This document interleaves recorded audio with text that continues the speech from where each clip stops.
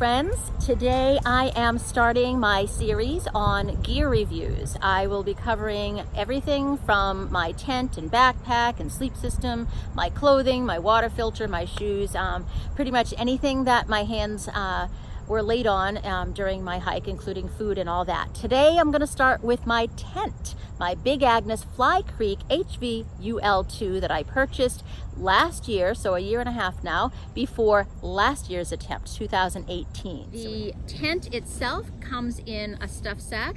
There's the tent and the rainfly in here. Usually I did not utilize the stuff sack for the rainfly when I was packing it into my bag, and I'll discuss how I packed my pack at another time, but it does come in the stuff sack if you choose to. It's pretty lightweight. All this will be discussed. In here are the tent poles, and also the tent stakes are just kind of in here in the bottom. And I have two options here to discuss with you.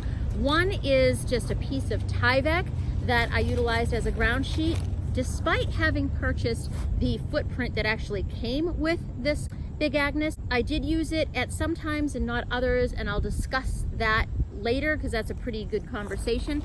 In reality, you really just need to choose one, and I'll tell you about both, and then you can make that decision. So your ground sheet, your poles and stakes, and then the tent and the fly itself.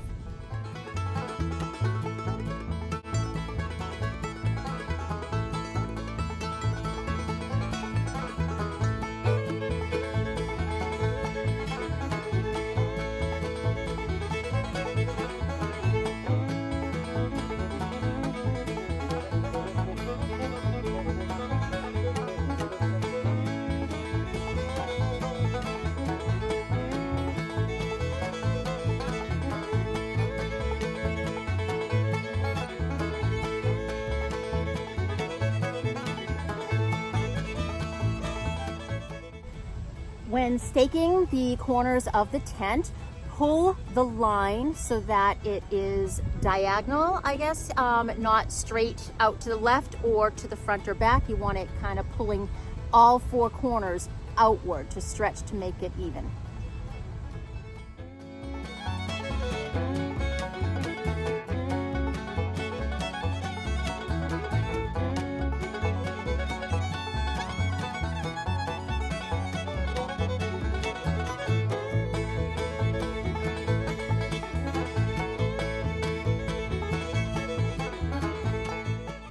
Once I get all four corners taut on the tent itself, I'll go ahead and put the rainfly on.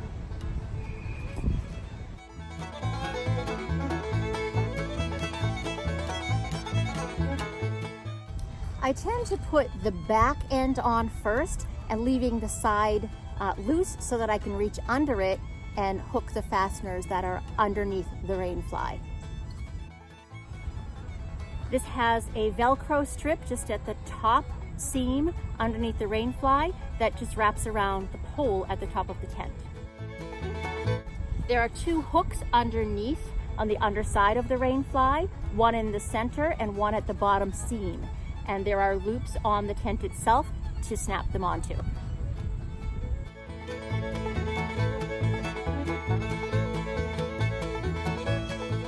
And then I'll pull it taut and line up the top seam along with the pole and the side seams here. The fasteners on the very back of the tent and the two front corners are color coded. The back is yellow, or like an orangey yellow that matches the tent, and the front are gray, so you can't mix those up. So I've already put 4 tent stakes in, the back 2 corners of the tent and the front 2. And so now I'm just going to go around and attach the fly to the existing stakes and add a couple more as needed. On the side here, you'll see that I will put one to keep the rainfly taut and prevent it touching the netting of the tent in the rain or in the wind. I'll start with the bottom one that's already attached by the hooks underneath, and I'll just pull it taut and away from the tent. And then take this, which has a sliding lock or adjustment, which is really great. Loop it over and then just bring it taut, and that keeps it away. Now you'll see some sagging here, and I'm going to discuss that. But I'm going to go to the other side and put those hooks on.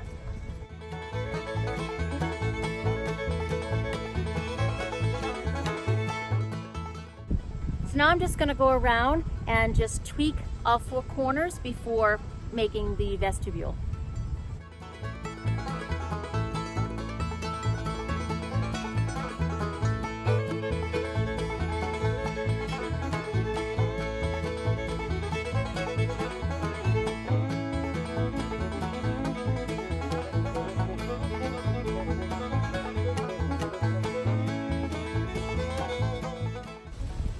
Now, there are a couple other lines here, one here and one on the other side, that I could use in heavy rain, just to use as an additional anchor.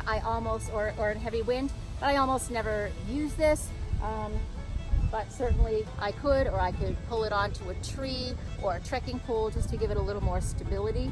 But I rarely use that, to be honest with you. Never really found the need, and I don't think it would have helped me the night on Max Patch where this problem occurred. Pretty good. I'll describe or explain to you why it's sagging a little bit on one side. But here's the front vestibule, where I pinched off just at the front 2 corners here. You'll see, as I mentioned, that the front 2 hooks are gray. Here's the side here. And it's not a perfect job, but it's pretty taut. Looks pretty good.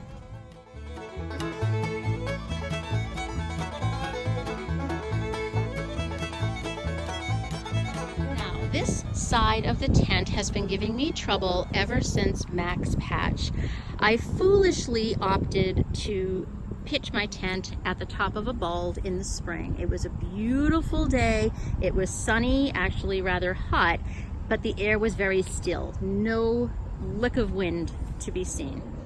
Actually, one thing I could do, see how this seam here is kind of just slipped off of the center. So I could just spend a few more minutes just making sure that it's properly aligned. But despite that, I've set it up so many times that I know that that little adjustment does not serve its purpose of making this side taut. No matter what I do, it just sags down onto the netting itself. I can adjust the tent stakes, I can pull that tighter, doesn't matter. This whole side of the rainfly seems to have stretched out of shape.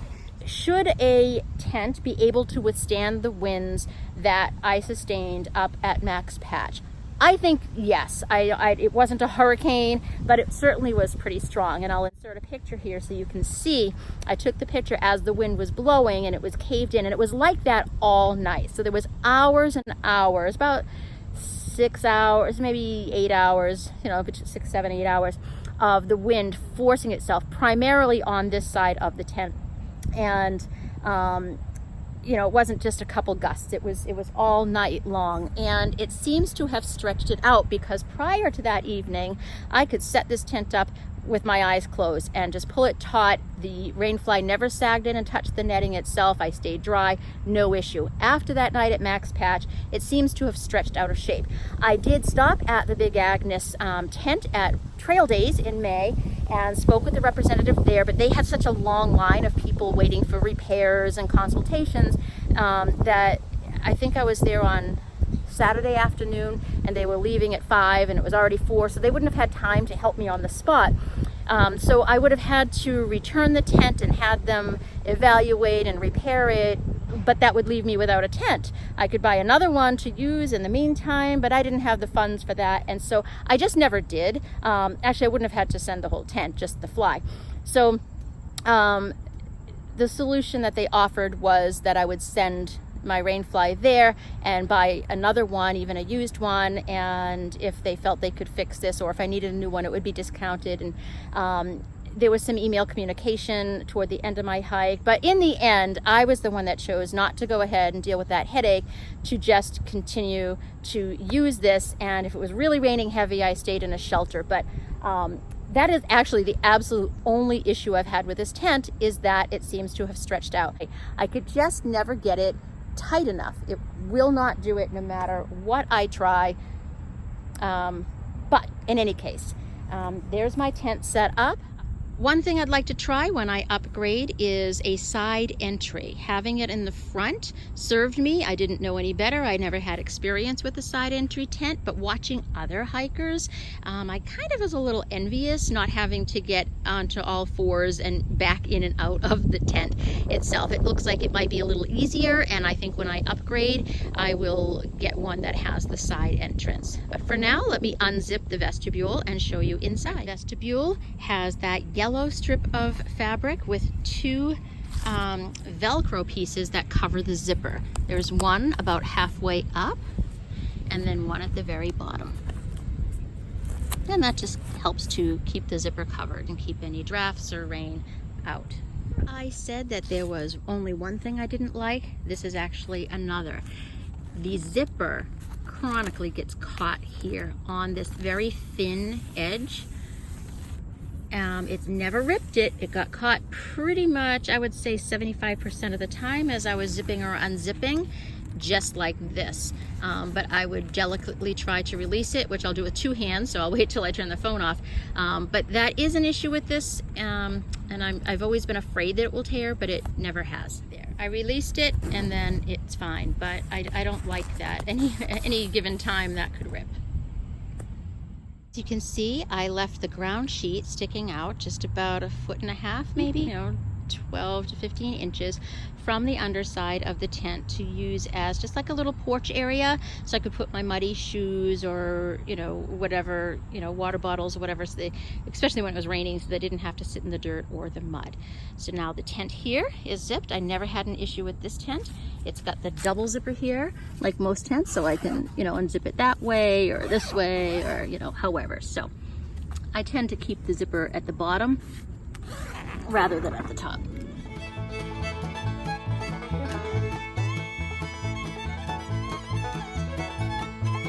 Now that I'm inside, you can see that there's a little toggle for the vestibule on the Rainfly. I can literally just fold it up and use this toggle to secure it and keep it open as I sit in my tent and want some fresh air. Now, to be honest with you, it's the same with every tent that I've ever been in. That this little piece of fabric here, this just a little loop made of the same material as the fly itself.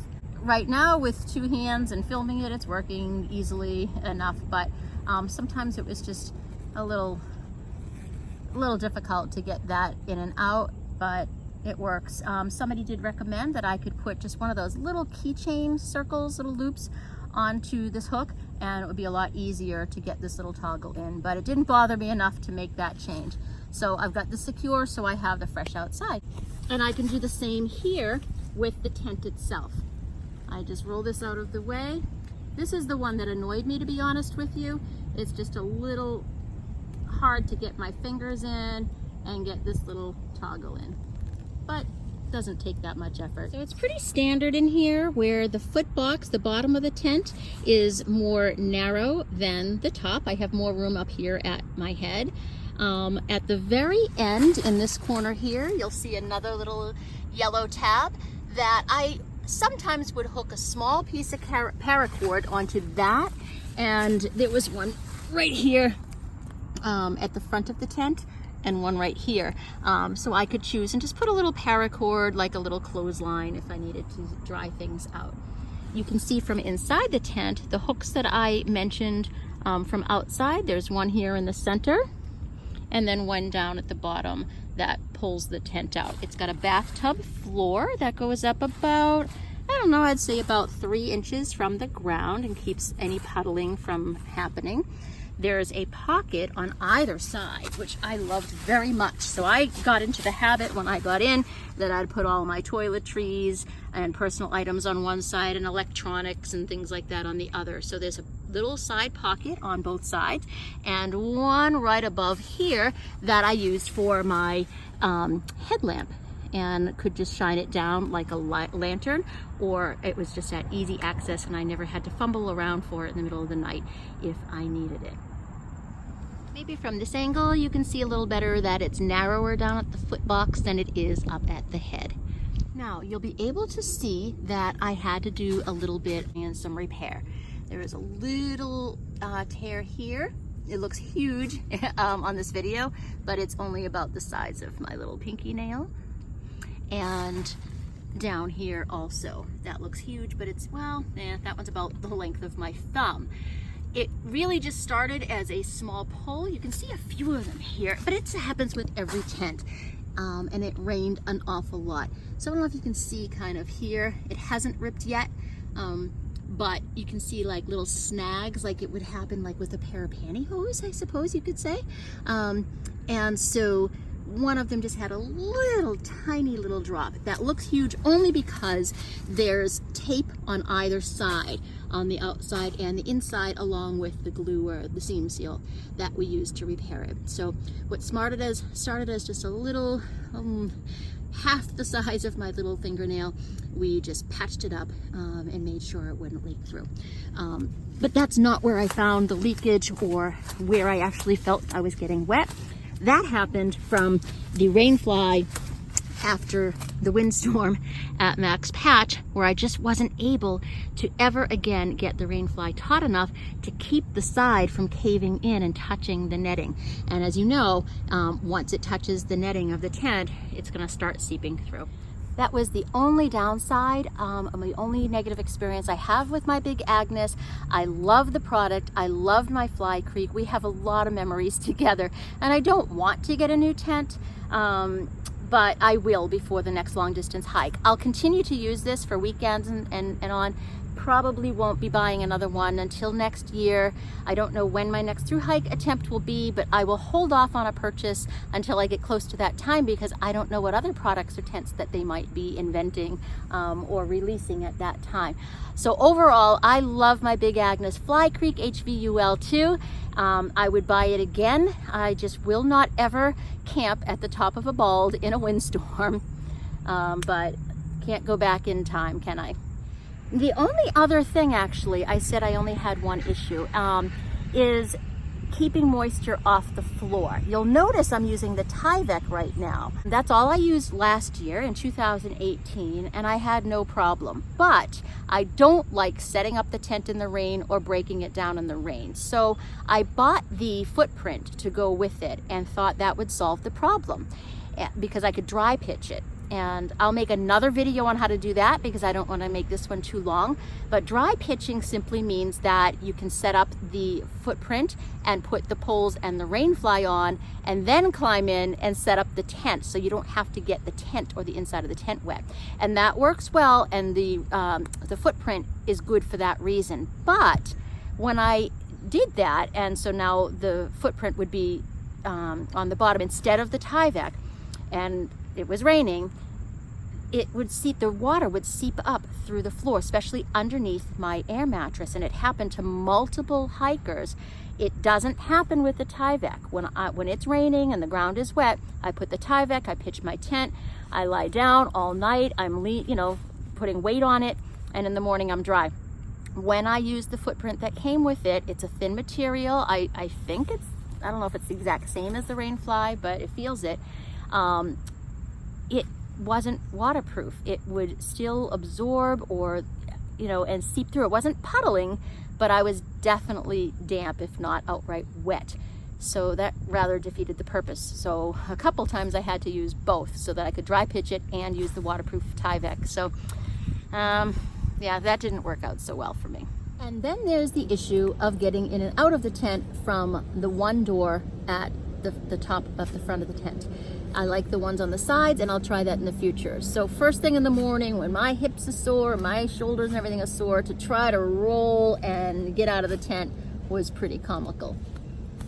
So usually I'd be sitting with my feet outside the tent because I just put my shoes on. So when it's time to get out, I need to scooch forward and get on my knees, and sometimes it's muddy and I have to duck to avoid the top here, and then somehow get up. Oh, my knees.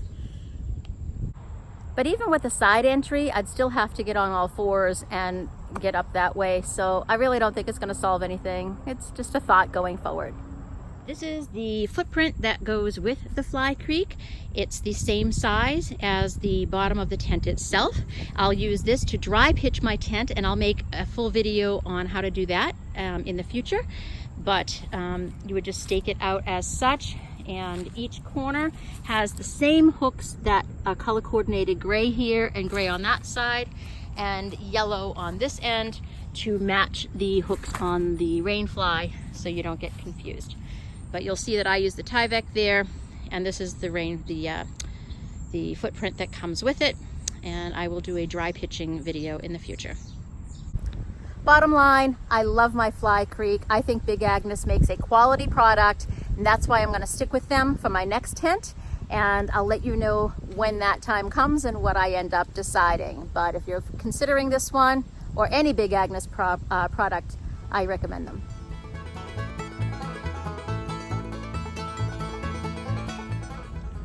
When packing my tent, I always put the tent in the bag first and then the rain fly. If it's wet, I like to fold the tent into thirds, just covering the inside a little bit, and literally just squish it in.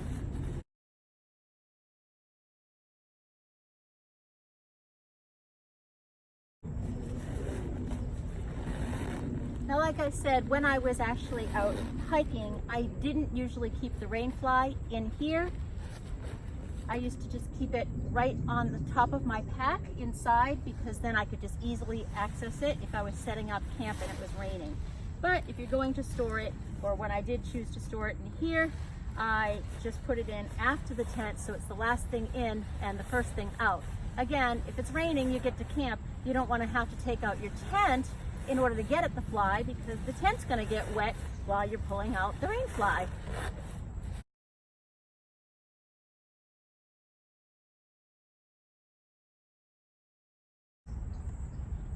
Now, if I was packing up the tent, breaking down camp in the rain, I wouldn't put either in my pack or in the stuff sack.